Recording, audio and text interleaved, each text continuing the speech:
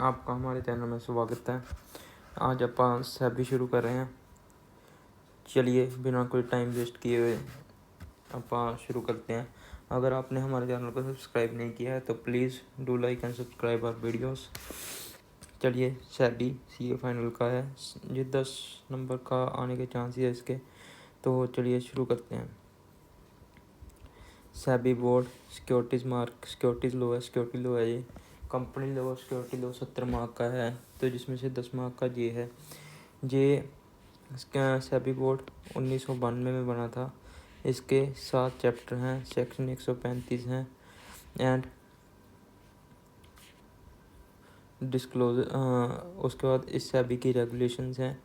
LODR इसकी एक और रेगुलेशन है, बट वो सी एफ के सिलेबस में नहीं है। LODR listing obligation and disclosure requirement regulations. Securities law ये इसके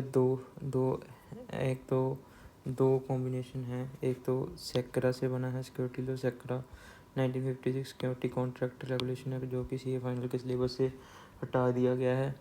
और एक है सेबी एक्ट और regulation, SEBI act depository act 1996। Companies act में सिक्योरिटी की डेफिनेशन नहीं दी गई है, और वो भी कहता है कि आप सेक्रा एक्ट से जाके पूछ लो।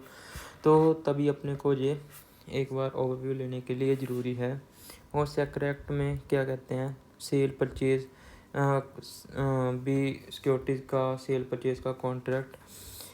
हमारे यहाँ इंडिया में दो तरह की रिकॉग्नाइज्ड स्टॉक एक्सचेंज है। एक नेशनल स्टॉक एक्सचेंज, एक Bombay stock exchange. NSE is the biggest stock exchange. ये दोनों कंपनी हैं, तो कंपनी की सारी फंक्शनलिटीज़ इन पर एप्लीकेबल होगी।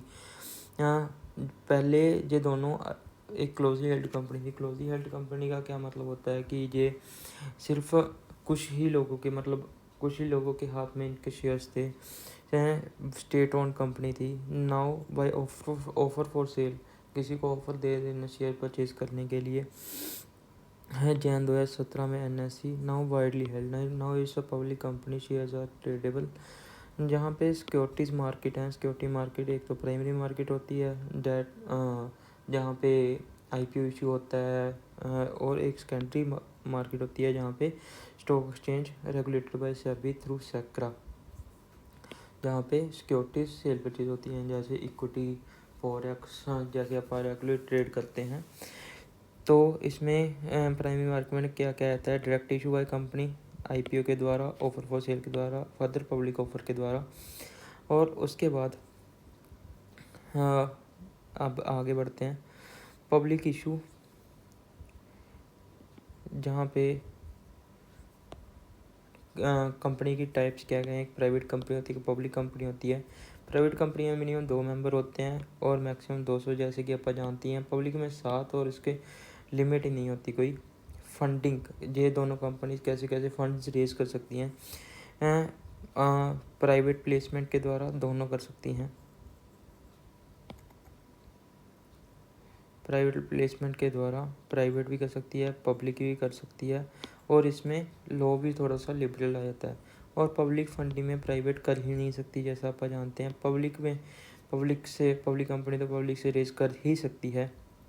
और पब्लिक फंडिंग में थोड़ा सा स्ट्रिक्ट लॉ आता है, ताकि कोई फ्रॉड वगैरह ना कर सके। और इसमें जो भी सिक्योरिटीज़ की अलॉटमेंट होगी वो इलेक्ट्रॉनिक फॉर्म में होगी, as per section 29 of companies act 2013।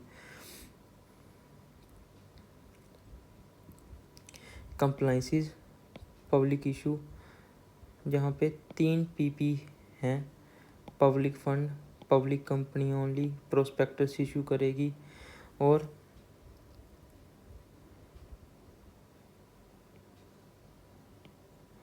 Recognised stock exchange से लिस्टिंग करवाएगी।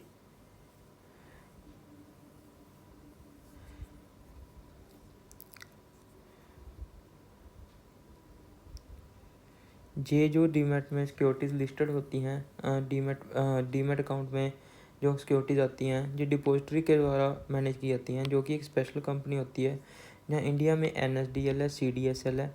फर्दर डिपॉजिटरी पार्टिसिपेंट्स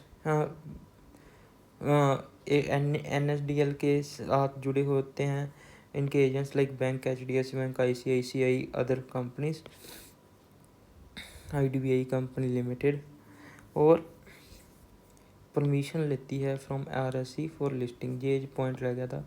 पहले तो एक पब्लिक कंप्लाइंसी क्या क्या होते हैं पब्लिक इशू में, पब्लिक से PPP 4 बार P से पब्लिक फंड रेज करना, P से पब्लिक कंपनी ओनली रेज करती है, P से प्रोस्पेक्टस, P से permission from recognised stock exchange from for listing. SEBI is the regulator.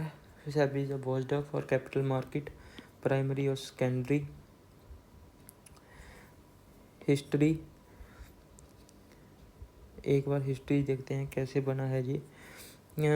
कि पहले कैपिटल इशू कंट्रोल एक्ट होता था जो कि रिपील हो गया, और ये पहले बॉडी कंट्रोल होते, फिर सेबी इस्टेब्लिश हुई 1988 में, जो कि बॉडी कंट्रोल हुई। पहले ये नॉन स्टैट्यूटरी बॉडी थी भी।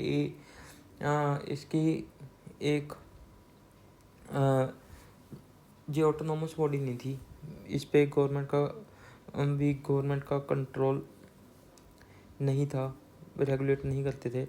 तो as non statutory body fraud serious होने लगे 1992 में, जैसे हर्षद मेहता का स्कैम हुआ, led by broker Harshad Mehta. Bank divert market भी, जैसे उसने पैसा इतना इन्वेस्ट किया था, इतना पैसा लगाया था स्टॉक मार्केट में थ्रू वेरियस इलीगल रिसोर्सेज कि मार्केट बढ़ता गया। जब एक बबल बन गया तो उसको बस्ट तो होना ही था। और उसके बाद क्या हुआ, उसके बाद 1992 में गवर्नमेंट सिक्योरिटी रेगुलेटर सेक्रा को अमेंड किया गया और सेबी को स्टैट्यूटरी बॉडी बनाया गया। एक्ट और regulation autonomous body, regulatory body. SEBI के 3 फंक्शंस हैं। लेजिस्लेटिव बॉडी, रेगुलेशन बना रहे हैं ऑन डेली बेसिस। अगर कोई उनको पता लगता है ऐसे फ्रॉड हो सकता है, ये लूप होल है, तो उस पर रेगुलेशन इशू कर देते हैं। और एग्जीक्यूटिव बॉडी है, मैनेज करती है, कंट्रोल करती है। जुडिशियल बॉडी है, ऑर्डर अथॉरिटीज यही डिसीजन पास करती है कि ये सही है, ये चीज़ गलत है।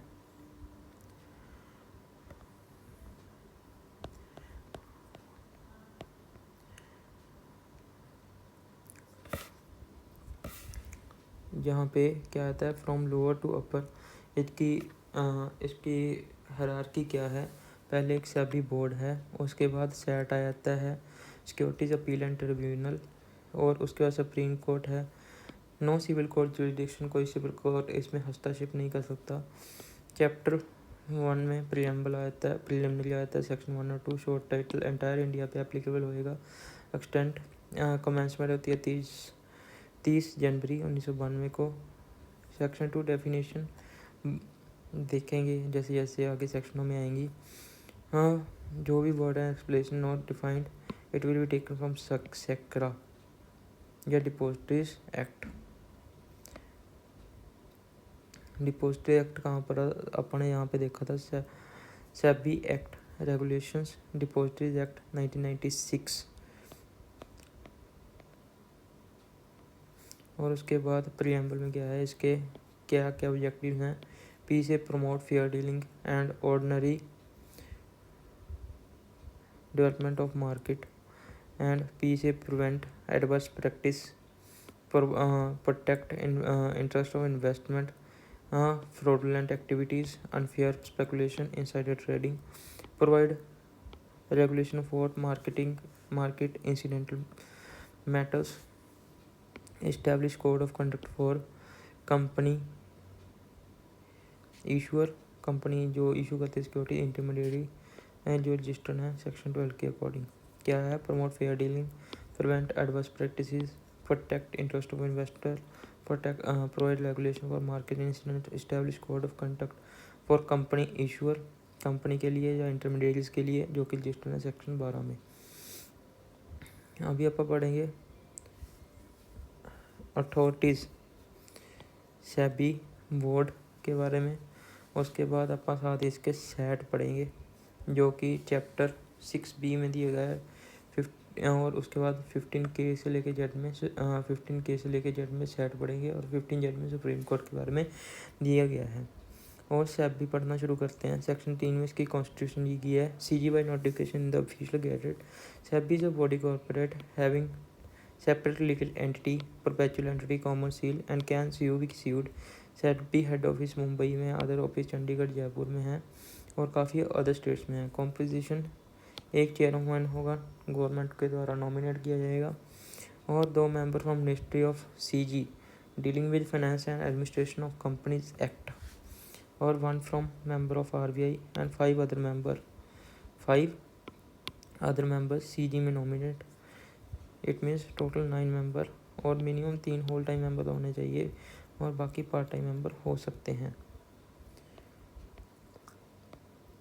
अदर मेंबर में क्वालिफिकेशन क्या होनी चाहिए? Person of ability, standing, integrity, having professional experience जो भी +2 में पढ़ा था, knowledge in commerce, accounts, economy, business administration, marketing, management, insurance, banking, laws et extra. Section 5 में tenure, termination and resignation. Tenure क्या होगा? चेयरमैन और होल टाइम मेंबर का 5 year 65 whichever is earlier. Eligible होते हैं रीअपॉइंटमेंट के लिए। Termination of chairman and member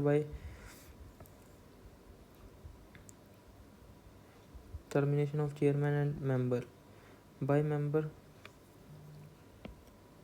appointed by CG 41D।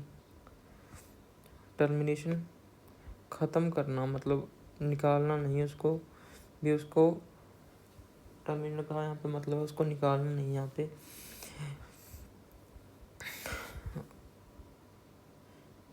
But उसको ही जो उसका टेन्योर है उसको ख़त्म कर देना। उसके टर्मिनेशन के लिए 3 मंथ्स का नोटिस देना पड़ेगा और 3 मंथ्स की सैलरी और allowance in lieu thereof. Resignation notice in writing to CG with reason but has to hold office which expiry of 3 months from date of notice, और successor appointed कोई उसके जगह पे अपॉइंट नहीं हुआ था। सेंट्रल गवर्नमेंट रिलिंक्विश और permitted tenure expires whichever is earlier. Section 6 removal notice in writing with reason after ROH। IICAP इसकी कोड की है भी। मैं चार्टर्ड अकाउंटेंट प्रैक्टिस हूँ। इनकेपेबल, इनकॉम्पिटेंट हो गया, फिजिकली मेंटल रिटार्टेड हो गया, इंसॉल्वेंट हो गया, इंटरेस्ट आ गया, पर्सनल इंटरेस्ट इन्वॉल्व हो गया, फिक्शनल का मतलब financial interest.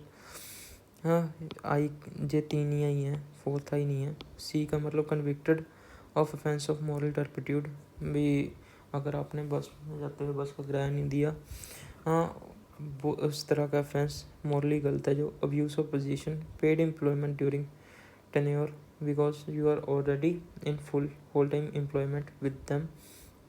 Section 7 time, place, quorum by regulation. CM को कास्टिंग बोर्ड, सेकंड बोर्ड डाल सकता है। अगर CM नहीं है मीटिंग में, member present to choose out of themselves as presiding officer. Decision by majority होगा। Section 7A stain on member who is also director of company as director in occasionally interest in any matter taken for consideration in meaning he shall disclose। वो disclose करेगा interest. Not to participate in deliberation decision on issue, और वो उस decision में participate नहीं करेगा। Section 8 act and proceeding not to be invalidated on ground of defect in constitution, composition, appointment and vacancy. और section 9 क्या है? स्टाफ जो भी चाहें employ staff as required appoint कर सकते हैं। ये सारा SEBI का हो गया। अगर कोई भी डाउट है इसमें आप मेरे से कमेंट सेक्शन में पूछ सकते हैं। चलिए, good luck, have a nice day. और प्लीज़ चैनल को सब्सक्राइब और वीडियो को लाइक, और please share with the needy ones so that we can help more and more students. Thank you.